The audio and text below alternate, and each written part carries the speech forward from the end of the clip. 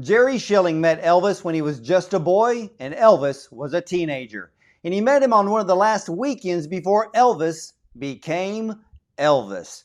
Jerry knew Elvis for 23 years, and in those years he grew up with him, lived with him, worked for him, learned from him, and even laughed with him and shared one amazing experience after another.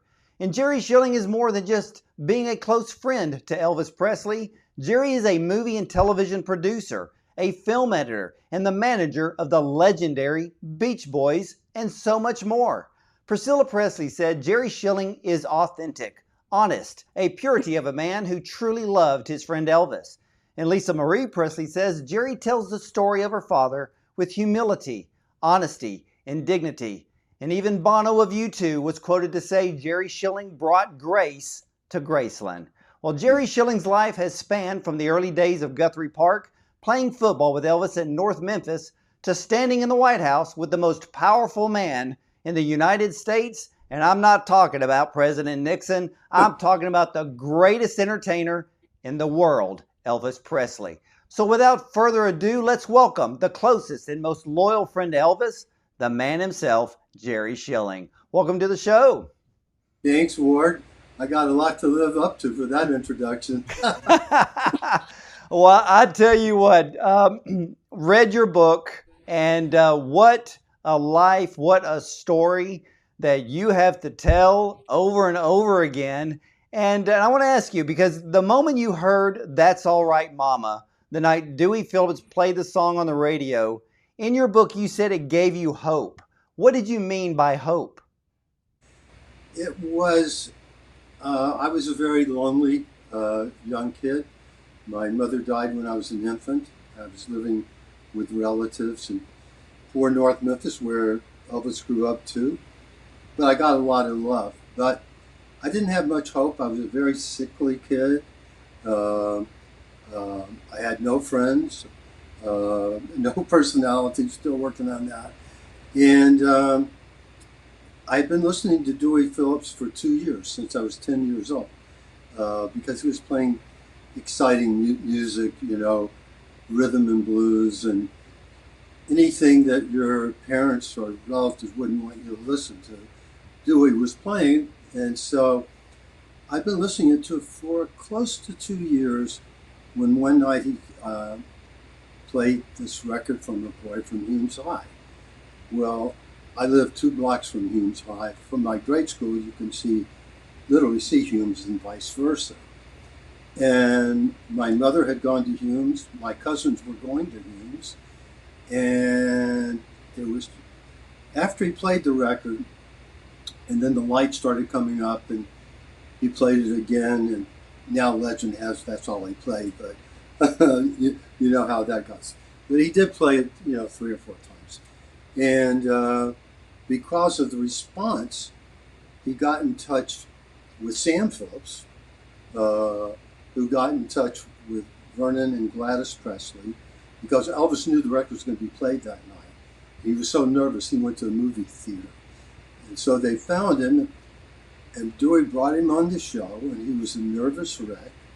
And Dewey was just talking to him, and Elvis didn't know that the interview was going on at that time. And what was really cool about him is I was looking for heroes. I think young kids do that. And I was an early Brando, James Dean, whatever.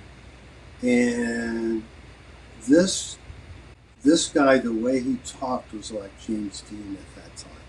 He kind of stuttered, he kind of mumbled, and the music was really cool.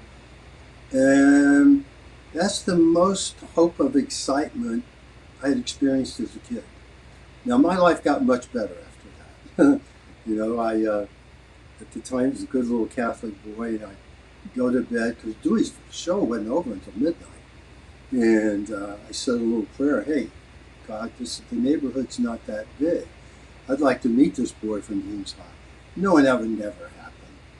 And of course, the next day, I go to Guthrie Park that you mentioned, and by myself, and there were five older guys trying to get up a football game. They didn't have six people because nobody knew who Elvis was yet. Nobody had seen him. They just played the record, that night or the night before. And Red West, who was a big Humes High football player, knew my older brother, and he said, "Jerry, do you want to play with us?" Wow, I'm going to play football with Red West. I'm in grade school. He's an all-Memphis high school player. Get in the huddle, choose up sides. There's only three of us. And I realized that my quarterback was the boy from Humes High. I mean, there was no high collars. There was nobody. He just had it. Movie stars and recording artists, they get a certain well-deserved charisma after a while, or something close to it. Here's a guy that didn't even have a hit record. But he had it. I mean, the hope I had listening to the record, he became my hope because I could tell after we played a couple of hours, he kind of liked that I thought he was cool before it was popular. I could kind of tell we hit it off a little bit, for an older kid and a young kid. And then he said, you want to play next week? And I'm saying, trying to be cool, And he said, yeah. What time? Man, I was there 2 hours before, But yeah, it was a great start of a great friendship, a great ride. I've been extremely blessed. And Elvis is kind of, in a certain way, my relationship with Elvis has given me a backstage pass to other artists and producers. I think they feel, hey, if he was cool with Elvis, he's got to be okay. And then it was up to you to prove yourself, if you're managing Jerry Lee Lewis or, producing film or whatever. So. Well, when did the actual roller coaster ride with Elvis really begin for you? I mean, was it that time at Guthrie Park, or was there just a special moment when it just took off and it was you and Elvis being friends for the next 23 years? I think it started at Guthrie Park. Obviously, his career started off pretty fast, and he was controversial. Not everybody liked him at that time. Certainly some of the guys didn't like him because of their girlfriends liking him. Most of the guys did, and every guy that got to know him really liked him. But he really had a close-knit group of friends that were about his age, that he trusted, that later became the Memphis Mafia. And I, was included in that. I couldn't, within a few months, some of them went on the road with him, like George Klein. And I couldn't do that. I was too young. I was in grade school. But, within a few months, he was so popular that he couldn't go to a movie theater. So he would rent the Memphian Theater at nighttime, around midnight. I was always welcome. We played football every Sunday he was in town. And then we played daytime at Guthrie. We were so into it. We'd go to Whitehaven because they had lights on the field at Whitehaven High School, and we'd continue playing. So there was football games in the 50s, 54, 55. It was, he started renting the amusement park, maybe once a week after it closed. And it's great to be on, a Ferris wheel or a Pippin at midnight. And, with a group of friends, we'd just go from ride, to ride for hours. And then in 57, when he bought Graceland, I was pretty much a welcomed guest any night I went up there, which I went up there quite a bit. So what did you do? What did you do when Elvis was drafted into the Army? So Elvis was drafted, for 2 years? What did you do for those 2 years? Well, I went to high school. I got healthier. I'd gotten a lot of hope, and it was kind of cool that Elvis became this big star. And He was my friend. And I played high school football. I was all Memphis, like Red West. I got a scholarship to University of Arkansas State. And I had planned on, you know, being a history teacher and potentially a football coach. Elvis came back in '60, and I went up to the house. I guess the second day he was back in town, and he really there was a maturity from when he left Memphis. It was almost like he left as James Dean, and he came back as John Wayne. He was very confident, and part of that confidence was in his off time in Germany as a soldier. He had this guy, great karate instructor, that would come to the house that he rented at nighttime off the base. And as Elvis did anything, he always did it to extreme hours. And boy, he was really good. So I go up to Graceland. I hadn't seen Elvis in 2 years. Obviously he remembered, because when you go down to the gate, they say, so-and-so's here. Uncle Bester will say, Jerry Schilling's here. Have him come up, or we're not doing anything tonight, whatever it was. So I go up there, and he's doing a karate demonstration in the living room. And I go in, and first thing he does is, it's like we were just together yesterday. Hey man, stand there, I'll show you something. And he started doing this karate stuff. And he accidentally, but not badly, kicked me in a very private place. So that was, and he was like, "Oh, you're okay, But that was my welcome back to Graceland with Elvis in 1960. Well, Then, go ahead. Go ahead, Wood. Well, I was going to ask you about, people imagine Elvis, again, he is still to this day the world's greatest entertainer, even though he's been gone for 45 years. I don't think anybody can ever fill that persona that Elvis brought to the world.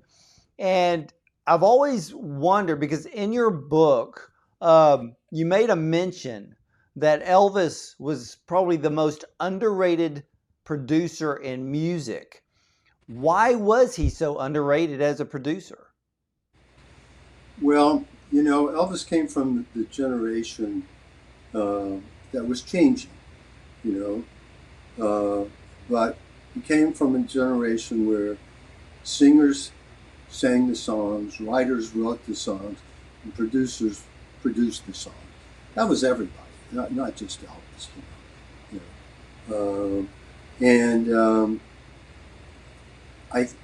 I think as Sam Phillips really produced Elvis, because Sam Phillips, who was a genius, he knew to let Elvis do what he wanted to do. After he found Elvis fooling around, because Elvis went into Sun and was doing everything on the hit parade, Snooky Lanson and Dean Martin or whatever. And Sam was looking for something different, because he was only doing R&B artists, black artists. And so when Elvis took the break with Scotty and DJ, and they started doing That's All Right, that's when Elvis came out. That's when Sam came out of the control room and said, "What are you doing?" So from that moment on, Sam knew that Elvis had something special, and Sam supported that. I don't think anybody produced Elvis. He had good producers, almost like executive producers. Chips Moman in the American Studios, great producer. But his producing was getting Elvis great material, letting Elvis choose between publishing and great material. So, and to get right down to your question, being in the studios from Hollywood to Nashville and in between, and spending a lot of hours watching Elvis record, watching everybody, seeing how the process took place. Elvis was the greatest unknown producer. First of all, he knew how to pick the material. He also knew how to pick the right musicians, singers, and he sure as hell knew how to sing. I mean, that was a natural with him. So when you sit and you watch him choosing material, we would go into a little office. And Elvis normally, unless it was something special he had from high school or something, first time he heard the music is when we got to the studio, go in an office, and he would listen, and he would say, hey, let's try this one. Send it out to the band, start making up some charts or whatever, and he would go out and try it. But while he was doing that, he picked the material, he had the musicians that he wanted to work with, a lot that he admired as a kid, as far as the singers, and he would say, hey, let's try it. Well, let's do it a little, can we slow this part down a little bit? Wait a minute, I hear voices. Hey, girls, can you come in here? Okay, there's where I want. He was producing. Nobody else in that studio was doing that, So when you listen to, and especially after RCA bought the Sun catalog from Sam Phillips, they really did not know what to do with Elvis at that time. I don't think he was so different. And that's where Elvis had to really be the producer. And when you said Elvis chose the material. Did anybody else have any say as to what songs Elvis would sing at all, or did Elvis had full control on what songs he chose? Unfortunately, Elvis did not have. He had full control of what he was able to listen to choose. But there was a whole behind-the-scenes business thing going on where the publishing company, if a certain writer didn't give 50% or whatever the percentage was of the publishing to Hill and Range or Gladys music or Elvis Presley music, that music would never get to Elvis's ears, and he didn't know that. Oh. So he had control over what was presented to him. There was two major issues. One was, and that's why I mentioned Chip's moment earlier. George Klein, our friend who went to high school with Elvis, who was a great disc jockey as well, pioneering. George and Marty Lacker, one night we had dinner at Graceland, and said, American Studios was getting really hot with Neil Diamond, a lot of artists, and said, Elvis, I think you should, why don't you record in Memphis? Now that's a very dangerous thing for any friend of Elvis or whatever to say, because big business would say, hey, stay out of, whatever. And Elvis thought about it and said, okay. Now when Elvis made a decision, big business or nobody messed with it. Elvis was not a weak human being. He was a strong guy, but he could only deal strongly with the information he was given. So George told Chips, the producer, said, if you want to talk to Elvis, don't do it around everybody. Just say, can I talk to you privately? And so Chip said, Elvis, can we have a chat? And Elvis said, sure. So they go into the room, and Chip says, Elvis, I have 2 stacks of records here. Your publishing company owns this stack of records. I don't hear any hits. The other, I have hits. You own no publishing. What do you want to do? Elvis said, I want to hit records. They had 7, could be 8 major hits out of that one recording session. Now you would think that that would be the next place that the next session would go. No, because the machinery, took over, and part of the machinery was good for Elvis. I'm not putting it all down. I mean, part of how Elvis Presley Enterprises and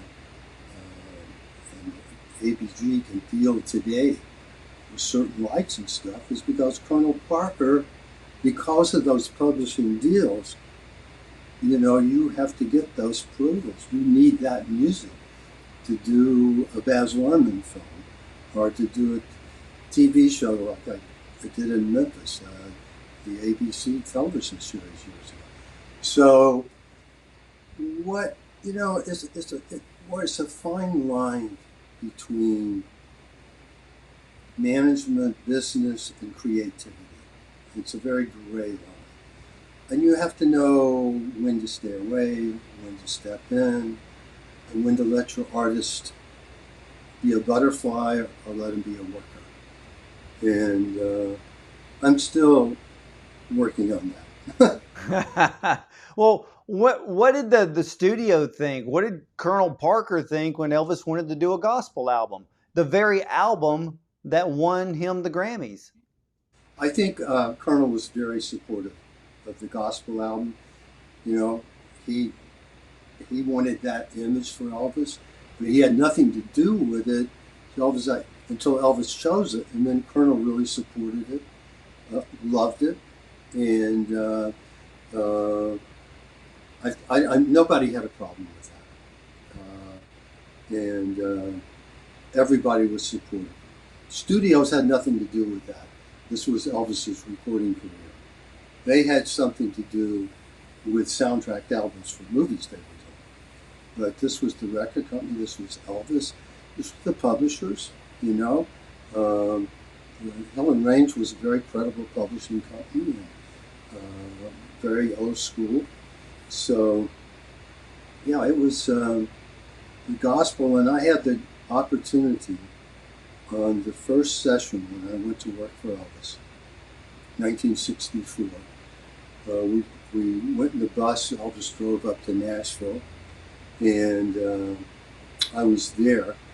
The other guys had been to so many recording sessions, and I'm the new kid on the block, as far as on the road. And they would play poker out in the lobby. I'm like watching how this process is taking place. I mean, it's like going to a Broadway show, and you're all excited about the show that you're going to see, and you can hear the musicians in the orchestra tuning up. Well, that's how it was watching, the Stamps, or the Jordanaires, and Floyd Kramer, and Lutz Randolph, and all these great Chet Atkins, all these working out stuff. So I'm sitting there in the studio, just mesmerized. And then Elvis records How Great Thou Art, and is the greatest concert that wasn't a concert that I ever saw in my life. I happened to be on the other side of the room, and Elvis sang that so powerful and with all of his heart. Lord, at the end of it, he turned ghostly white. It was like his soul left his body. He went down on his knees, and he looked up. I just happened to be on the other side of the room, and he did his little boy smile. He knew he had accomplished something great, and I got to observe that. And lo and behold, that was his first Grammy, and one of only 3 which were all gospel. Wow. And even when he sang How Great Thou Art, even in concert, I mean, the intensity that poured out of him. I mean, where did that intensity come from? Well, I would have to say it came from God. You know, it was a spiritual thing that you can't explain. I'm not that. I'm not a great religious person, but there are certain things that make you feel religious and make you believe and give you hope. And what Elvis did, "You'll never walk alone, how great thou art," uh, it was pretty spiritual. Yes, and it still is today. Now, in your book, you mentioned the 68 TV special, which a lot of people now call it the comeback special, but it originates a 68 TV special. And in your book, you said that it was the first time somebody let Elvis be Elvis. Your words. Who was that somebody? I would have to give credit to three people. Uh, the producer at NBC, trying to think of his name, uh, did go to Colonel Parker about not just having a Christmas special, but having an Elvis special with a Christmas song. And God, I wish I could remember his name. And then he hired, and Colonel agreed to. Then he hired two young producers, Steve Bender and Bones Howell. And they had done the Tammy special, which was a great music rock show. Rolling Stones, I think, first appearance on stage at the Forum in America. And I went there on one of the first days that I was in Los Angeles. Alan Force, who worked for Elvis, took care of all the transportation. So he said, "You want to go motorcycle rides?" I got on the back of the motorcycle and we went around Hollywood. We wound up at the Forum, and there was all this music and people running into a bus, and Alan knew everybody because everybody knew he was with Elvis. And this group came in, and ironically, I didn't know until I started managing years ago. The Beach Boys were performing on that show as well. So, and here I am, 16 years of management with the Beach Boys. So, yeah, it was a real exciting time. Well, in the movie, in the brand new Elvis Well, movie. let me finish it. Oh, yeah, go ahead. The 68 comeback. I would have to say that the person that maybe one-on-one was Steve Bender. You know, it was Steve who said he saw them fooling around, rehearsing backstage. It was Steve's idea to bring that out and have friends and everything. And Steve Bender and Bones Howell, who had been an engineer at Radio Recorders, where Elvis had done in the 60s, mid-60s, a lot of his recording for the movie soundtracks. So it was a pretty sophisticated group of people. Wow. So in the movie, in the new movie Elvis, and there's that whole storyline about the 68 TV special. Was that storyline in the movie, was that pretty much true to life? I think the storyline in the movie, the overall storyline, is in character with what was happening. You know, it's different making a documentary or making a drama, a docudrama.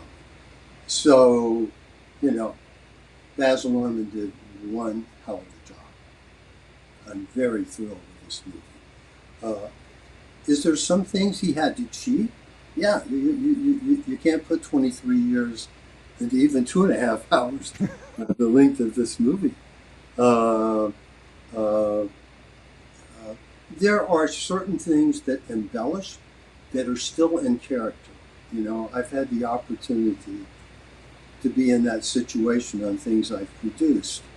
And sometimes even as far back as the TV series on ABC, there are scenes that we shot in Memphis and the Delta. There are scenes like Elvis on Beale Street with a black artist named Moody Blue and this relationship. Now, did that relationship ever happen with that one guy? No. But was it in character for who Elvis was and his love of Beale Street and black artists, and did he meet some? Yes. And I still get asked, is Moody Blue still alive? He never was. So what I'm trying to say is what Baz Luhrmann did beautifully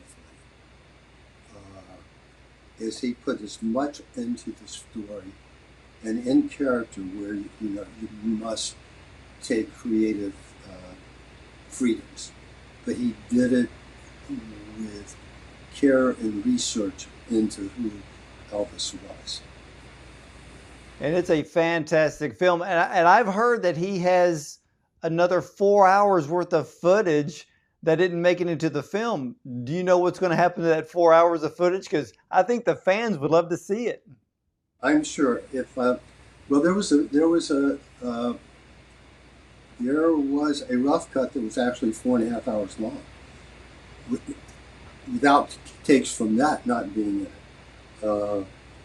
Baz has been cutting it down for the last year, and Priscilla and I were going to a screening because they wanted us to see how we liked the film and to go on the promotion tour with Tom Hanks and Austin Butler and the cast, and I should say Luke Graceland, who plays me.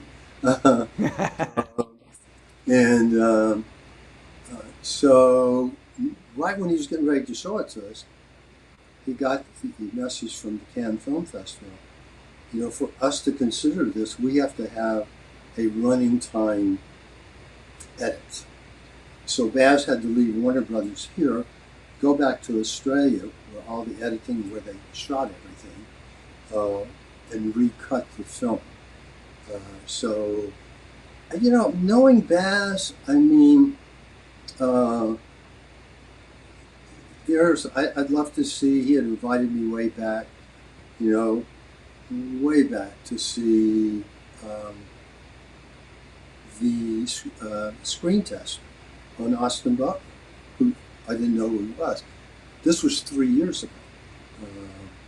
We were promoting the HBO Elvis Presley The Searcher, and we were up at the Tribeca Film Festival in New York.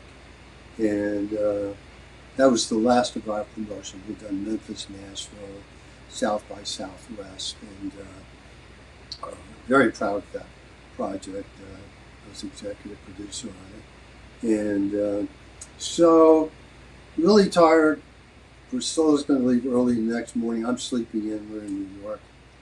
A friend of mine at RCA Sony called, and bottom line, we had a drink, and he said, "Do I have dinner tomorrow night?" I said, "I'm really beat. Call me tomorrow." And he called me the next morning and said, I said, "Yeah, of course."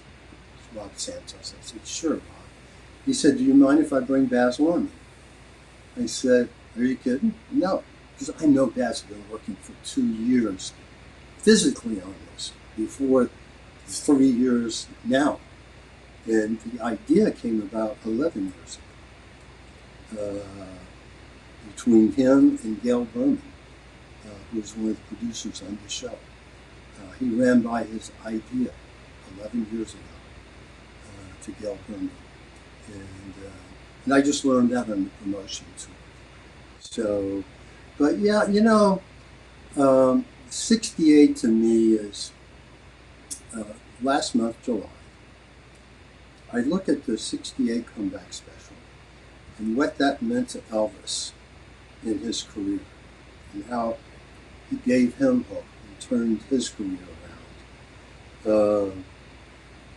Last month, July 7th, 7/11, July 11th, 68 years ago is when I met Elvis. and help promoting this film and being on the promotion tour. I think that the Elvis film is the '68 legacy comeback. It was 68 years ago when Elvis came on the scene. So it's quite a. I woke up one morning and I was telling my wife, saying, "Wow, you know," and I was going to do an interview. Is there anything I can do to tie this into? And I tied it into '68. And it is. I mean, it is Elvis's second comeback. And I think this film definitely is bringing in more young fans who may have never really, they may have heard the name Elvis, but didn't really know who he really was and why so many of us love him. And it is a second coming of Elvis, plain and Yeah, simple. and it's going to be a lot of young people. I mean, you've got to download the soundtrack album. I mean, unbelievable. And you've got songs like Eminem and CeeLo, and Eminem talking about Elvis, uh, you know, pioneering black music back in the '50s as a white guy, and then Eminem with hip hop and rap. And he said we were in the same jailhouse, but it's a great upbeat song. But I think, to me personally, growing up in Memphis, and I say I physically live in Hollywood, but my soul's in Beale Street in Memphis, and that's how I feel. And um, I just think that the most important thing about this film to me is the relationship that and the feelings that Elvis had, um, not just for the music, but for the artists and the real people. It really, there's been confusion over the years that, you know, Elvis was racist. He didn't have a racist bone in his body. I mean, I guess because we were from the South or whatever, but, and this movie really, without hitting people over the head, really bridges that gap. And I know that Baz had some screenings with some very important black people and artists, I mean, on the highest levels. And, they were like, well, why am I going in to see this Elvis movie? And they came out with a whole different perspective. To me, that's the most important thing with this movie, because Elvis deserves to be remembered as who he was, not who I want him to be or not what somebody else thinks he was to be. Who he was the story. Nobody could have written it better than Elvis Presley. Very well said. And, and you bring something up because back in '68, the country was in such division, so much going on. You could tell that America was coming to a crossroads, a turning point. And then when MLK was assassinated, and then Elvis sings "If I Can Dream." I mean, even today, that song is what we need today to bring our country back together, because we're back to that same division. And as I was watching the Elvis movie, that whole area of the '68 TV special was absolutely my favorite, because I didn't know the backstory. Yeah. And now when I hear that song has a much stronger meaning to me today, because what happened in '68 is happening in 2022. Ward, I think what I just said about the racial situation, you just took it to the next level. I totally agree. And I happen to be the only person in that dressing room trailer at MGM, when it came up on the TV monitor in the trailer, breaking news. This is when breaking news was breaking news. From Memphis, Tennessee. We're here at MGM in Hollywood. So I'm standing in for Elvis in this movie called, I think it was Live a Little, Love a Little. And we hear breaking news from Memphis. We both stopped. And it said Dr. Martin Luther King was assassinated in Memphis, Tennessee. And I just remember Elvis looking down at the floor because Elvis could recite I Have a Dream and sound like Martin Luther King. He was a fan of Martin Luther King's. And he just looked down with tears in his eyes and said he always told the truth. I'm glad that scene, Bass put that scene in the movie. And but what you're saying is, I think if I could dream, I consider Elvis a writer on that song. Maybe the only song I consider him a participant writer, because Steve Bender, Bones Howell wanted to interview Elvis for the 68, and somehow that didn't come about. So they wanted to do this song. They brought in this writer, Earl Brown, and Earl wanted to talk to Elvis about life, his philosophy, what he felt, where he was. And I guess they stayed together for 2 hours or more. And I love the line, I could dream when my brothers walk hand in hand. So I think, as you said, that was an extension of what we lived with, how far, I'm so proud of Memphis, how far it's come, certainly musically, but I think politically too. We've had some great mayors, white and black. And but I think that music has done more for us understanding our brothers, different, far away, close, whatever, than politics or music. I'm not putting down politics or music. I admire them both. Our religion. But music translates maybe because there's a feeling besides the voice. And I think that this movie, the Baz Luhrmann movie, has done that. Austin Butler, if he doesn't get an Oscar, I'm going to quit watching him. Tom Hanks was beautiful, great guy. But yes, I hope that this spurs maybe not a movie or but maybe some type of next Live Aid or whatever to try to get people together.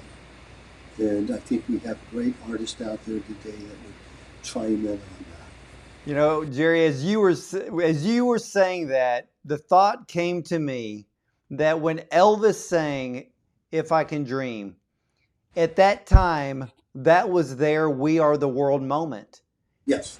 We now need another "We Are," we need that now, and tell you the truth, I personally, sometimes I just have these weird, crazy ideas, but I would love to see a modern day version to celebrate the 68 TV special and to see it done in 2022 and bring "If I Can Dream" and then bring this country back together. I mean, Elvis still has that power.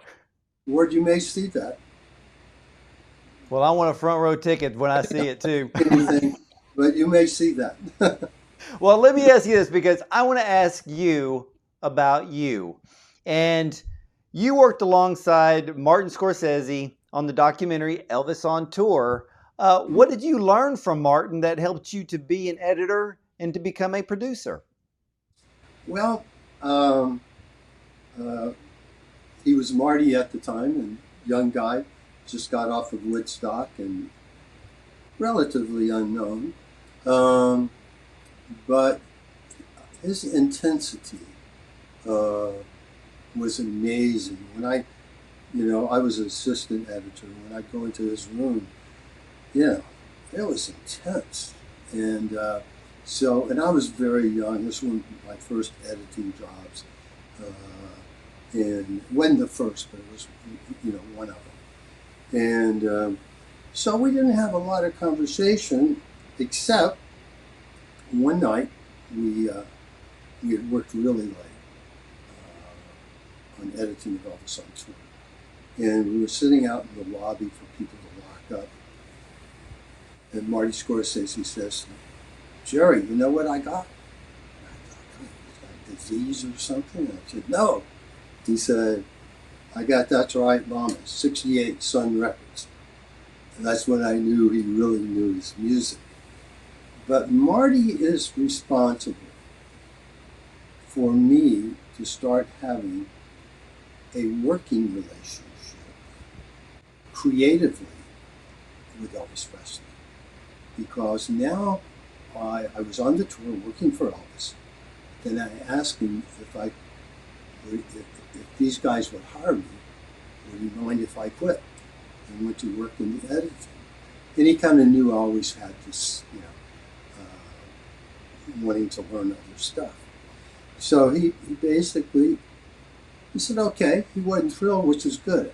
I didn't want him to be happy about me leaving, but I knew I wouldn't be leaving. I'd see him every weekend or whatever. So anyway, Marty did this great montage of Elvis's life from a child to current day at that time. And Colonel came over one day. We did this at, I think it's called American Associates. It wasn't at a big studio. And he came over, and they were just showing him. This was like a 3-panel. It was a new thing at the time, editing stuff. And it just happened to have Marty's montage on it. And Colonel said, "Oh, drop that. Elvis don't want any old pictures." Now, I think what Colonel was referring to and what Elvis had expressed is he didn't want old pictures on new album releases. So anyway, I go to Elvis's house out here. I'm there one night. I said, "Jerry, how's the movie going?" And I said, "No, it's really going good, Elvis. I think you're going to be really pleased with it, I said, and this was the day Colonel came over. I said, there's this good editor that, did this montage, but Colonel said that, to drop it. And he said, "Well, tell me about it." So I went into frame by frame detail. Elvis said, "I don't have any problem with that." So I go back to Bob Abel, Peter Addis, the producers, and I say, "Elvis Presley said he has no problem with Marty's montage. It goes in the film." So various things like that over the years, that in '74, which most people don't know unless they read my book. Again, I was doing something outside of Elvis. And Elvis asked me to open up his film production company, Elvis Presley Enterprises Films, which we did. And we had editing offices on Hollywood and Vine. I used a lot of researchers, editors from Elvis on Tour. There were 2 projects. There was a documentary. In fact, Bill Wallace from Memphis, famous karate champion, was one of the team. Ed Parker, father of American karate, put together this team from American champs. Went to England, sparred against their champs, went to France. And Elvis's idea was he wanted to be like the old movie producer that sits in the little screening room where you see the dailies, what was shot the day before, and explain what's going on in karate. Because, when Elvis came back from the army doing karate, they didn't even want him to do it in movies because it was too fast. They didn't. So he kind of introduced that. So, not only was Elvis an underrated and developed music producer, but he was an undeveloped, could have been a film producer. He could have been a Barbra Streisand, or he could have been a Clint Eastwood. I sat in those days with him when he still watched me at the studios, and he would talk about time. He'd go, "Wow, I'm in every scene, but when I go see Brando, I don't see him for 10 minutes. I can't wait for him to get back on screen." I mean, he just had the feel. And he's why I went into film editing, because I really wanted to learn about film. And then there was a second film that was going to be like a Dean Martin Nat Hill, where this guy was had a regular job in the daytime, who was a CIA agent at nighttime. And so Elvis was going to run a dojo in the daytime, but he was going to be a CIA agent at the time. And my big brother at Arkansas State became a big producer out here, Rick Husky. Everything from Charlie's Angels, the creative SWAT, Cage County with Glenn Ford. He was the biggest television producer outside of Aaron Spelling at the time. He did a lot of Aaron stuff. And so he wrote the treatment for this. This is, again, where you must let your artist, if it's a genius artist like Elvis, you've got to let them experiment. You've got to let them have their creative. And that was killed. And it's kind of depicted in the movie, but Colonel did not want Elvis to go touring overseas. And that really bothered Elvis, and he didn't want him to do this film project, which we were way into. I mean, I was taking the books and cancel checks and having Elvis approve it. You know. So this is all documented. In fact, an unfinished version came out that I wasn't involved in. I didn't involve finished things called The Gladiators. It didn't have, it was, you know, just wasn't finished. And I wouldn't ask to be involved. So, but a lot of what we did is on. Well, did Elvis ever, I mean, did he ever have the power to override the Colonel's decision, especially if it came to certain movies? Well, that night in Las Vegas, over the two issues, touring overseas and the production company that Elvis and I were the co-producers together, Elvis fired the company. That's how it really happened, up on the 30th floor. And the only time I ever saw them in an argument. And, you know, I don't want to leave this interview that Colonel Parker did everything wrong. He did a lot of stuff right, especially in the beginning. Did Colonel Parker love Elvis? Yes. Was there a great relationship? Yes. Did Elvis outgrow him creatively and maybe too late? Yes. So there's no black and white. I will say this. Colonel Parker could be a bully. He's pissed me off before. Yeah. But he was not a dishonest man. He was a hard-working man. I wish he would have listened more to Elvis's creative needs later in life. And Colonel made some great creative decisions in the 50s. Kept his career alive while he was in the Army by, you know, strategically putting out a movie or a song. And Elvis didn't have to do anything while he was in the Army. So, you know, I knew the Colonel as well and better than most. I mean, his wife, who just passed away a couple of years ago, said I was the closest person to him in his later years.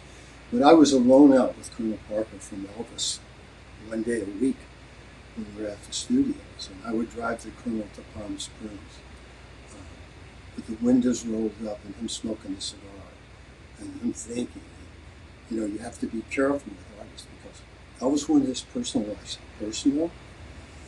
Colonel said, you know, he didn't care about his personal life, but he did. I mean, Colonel cared about everything. So you had to be really in that relationship, you know, my loyalty and my love, and I worked for Elvis. But it was, you know, I needed to have a good relationship with the Colonel too, which I was able to do. So, you know, I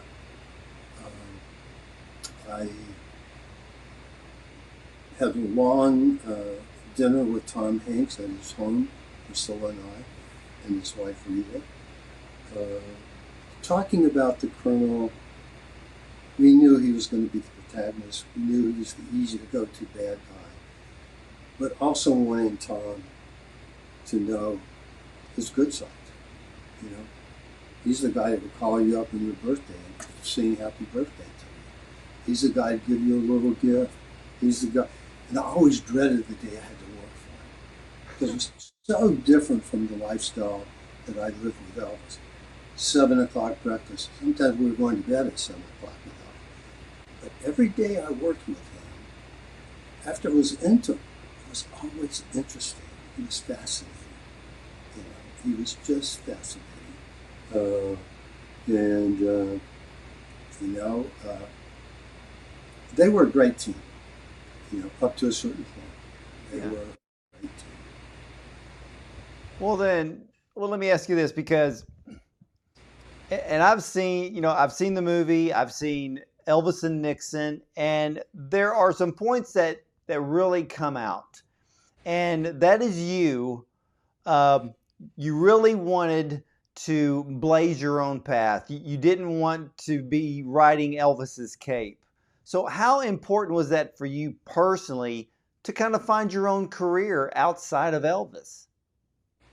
Well, there was two things. That's a great question, Ward. There were two things. The hardest decision I ever made after going to work for Elvis.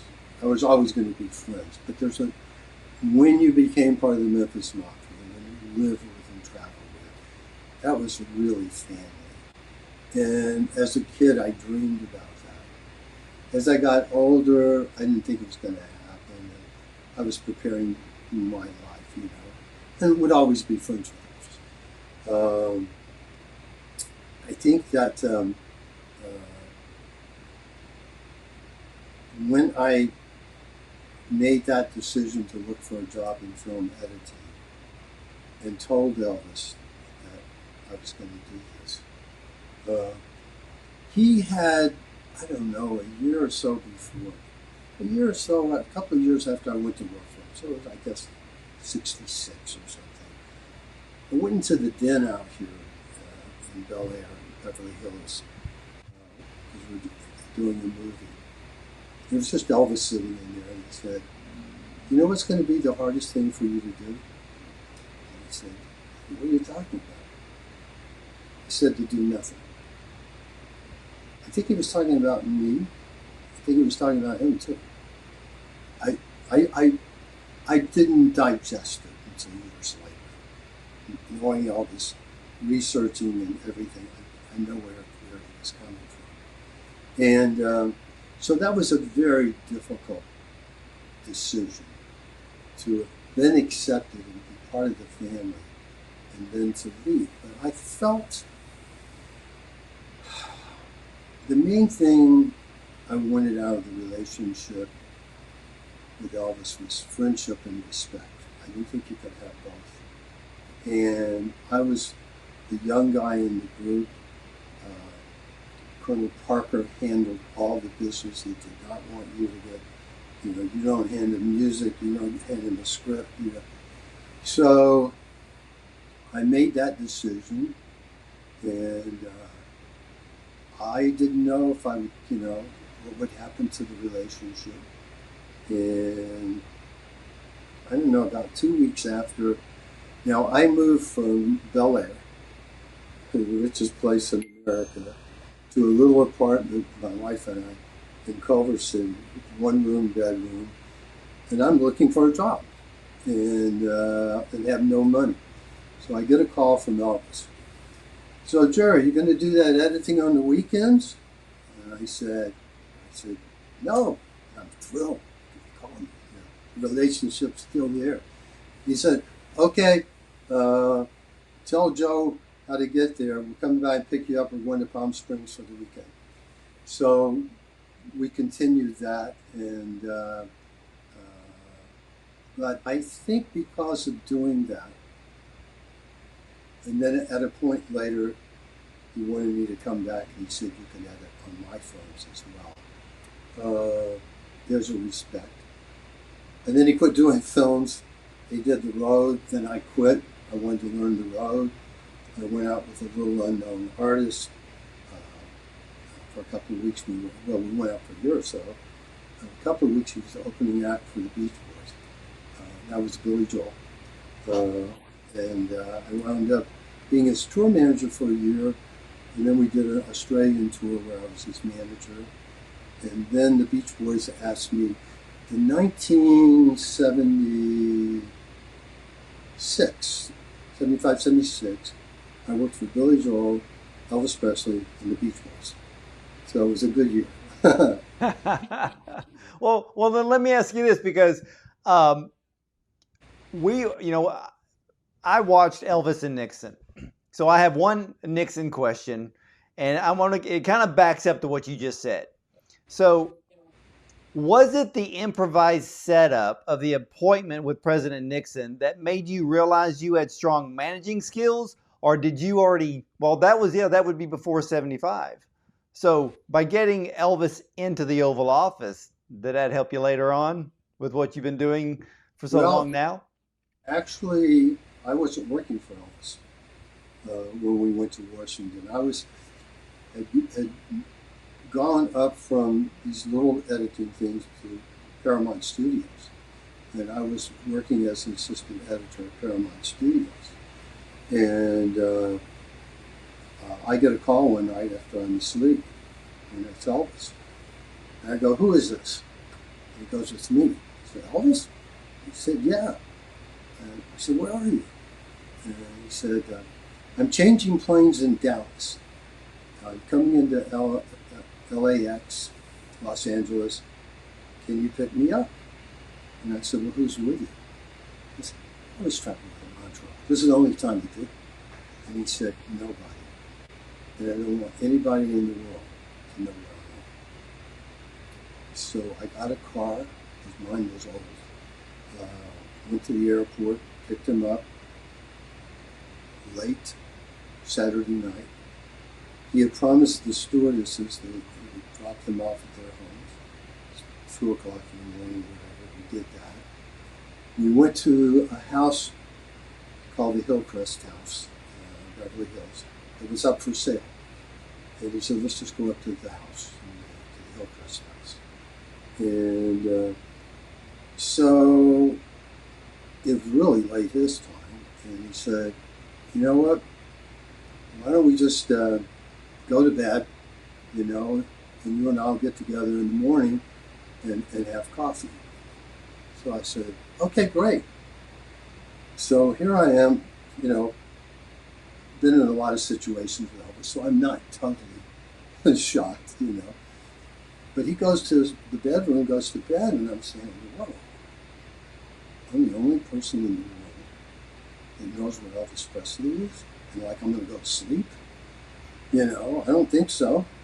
I mean, does Priscilla, does Vernon think he's kidnapped? I mean, I'm not going to say anything to anybody. When I gave Elvis my word, I gave him my word. So the next day he gets up, it's probably midday, and his 2 friends were sitting in the kitchen overlooking Los Angeles, beautiful view, having coffee, catching up. I don't know, we talk all afternoon about nothing and about everything, right?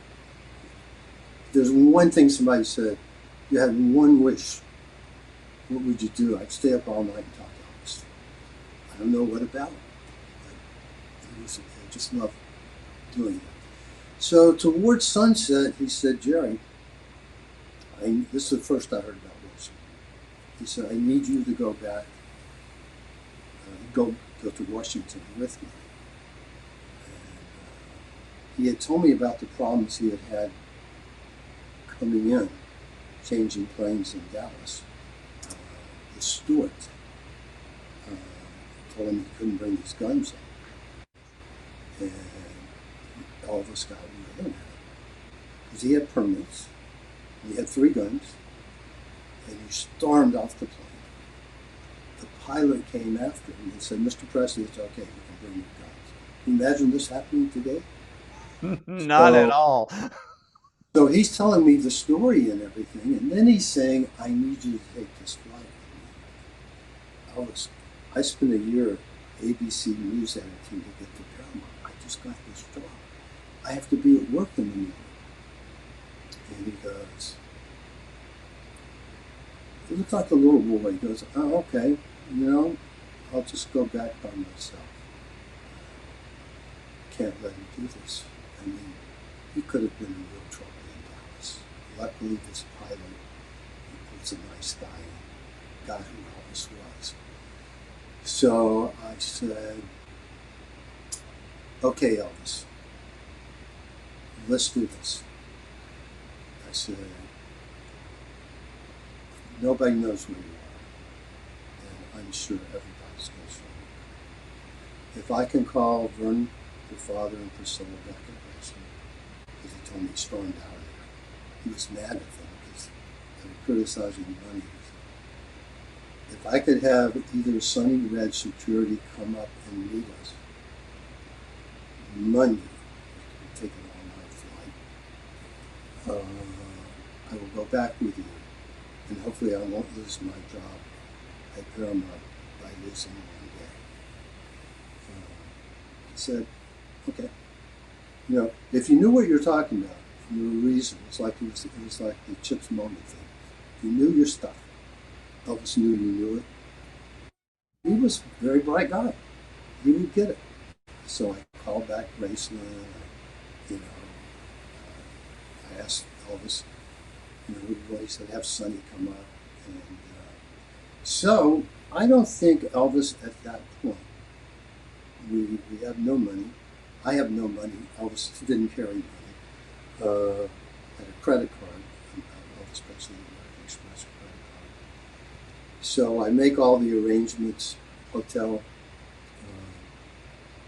flights, all-night flight from Los Angeles to Washington, D.C.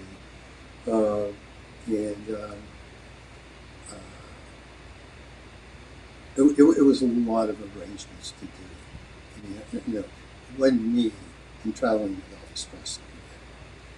And I think I know what he was going to do. To carry on the story about him wanting to travel overseas, he wanted, it was at the time called the DEA. It's the DEA now. At the time it was the Department of Dangerous Drugs and Alcohol. Today it's the DEA. Same agency, changed the name. He wanted to meet with a guy named John Finlay. He'd gotten a contact from the private detective that we knew. And so that was his mission to go back, because he wanted this badge that was accepted internationally, because he was still preparing to travel internationally. He had had heavyweight death threats on his life. So he was reasonable, and he was very proficient with guns. And he had, badges that he went to the training and whatever. So, but as we got boarding the plane,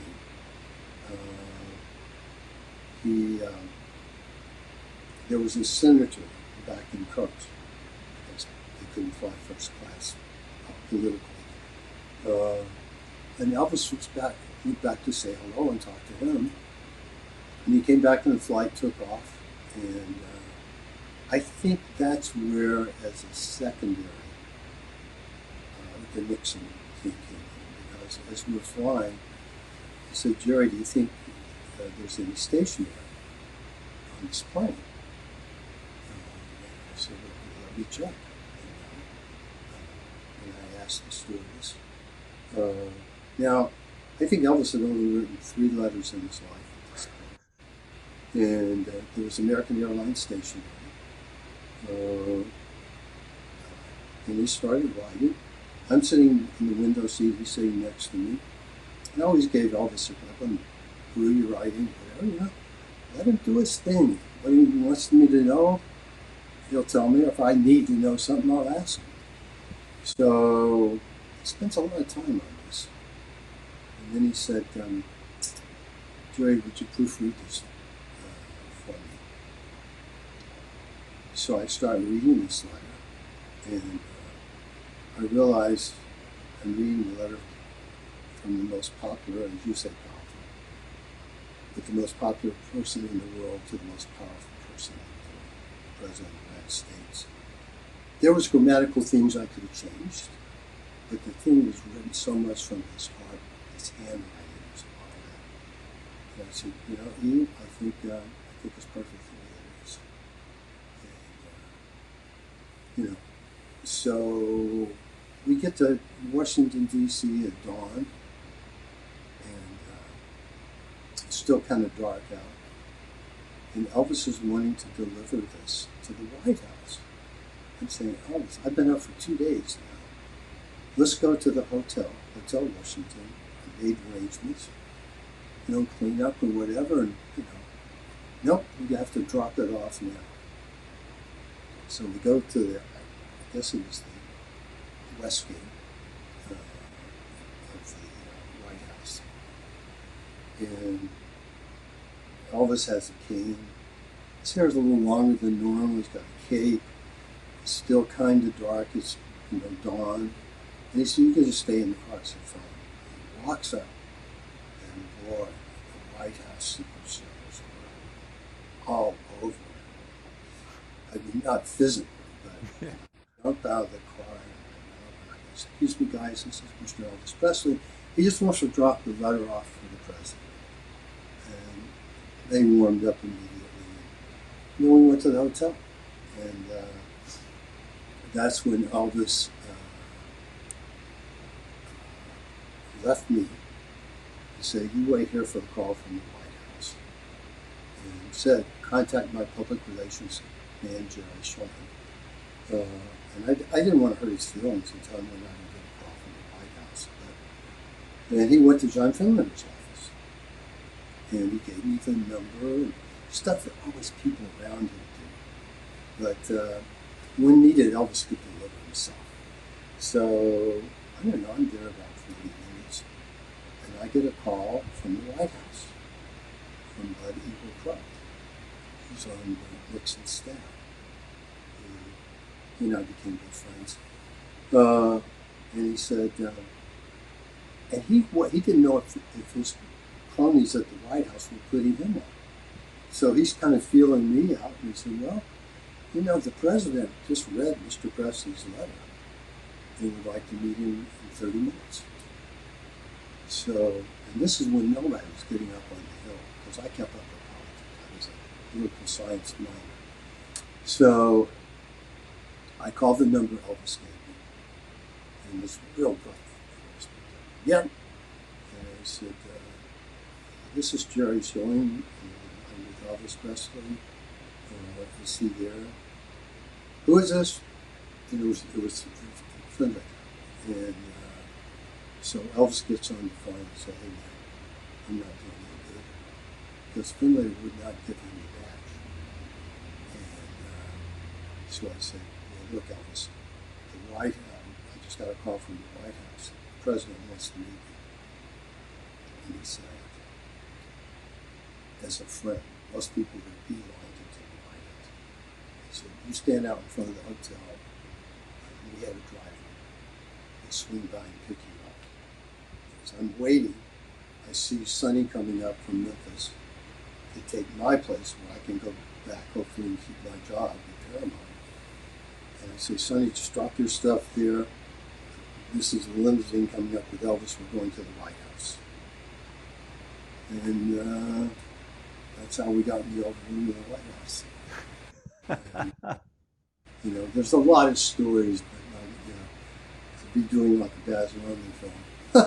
Yeah, well, let me, Jerry, my goodness, there's just so much about Elvis, but about you, what's next for Jerry Schilling? What's next for me? That's a good question. It's a very exciting time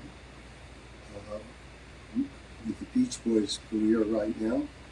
We are the only, they are the only band in America, maybe in the world, that can celebrate 60 years. So we've got some record releases that are topping the charts. Field Flows, and last week came out Sounds of Summer, big Times Square digital billboard that's on there. A lot of the Elvis movies around the country opened with a commercial for the Beach Boys' new album, which I had nothing to do with.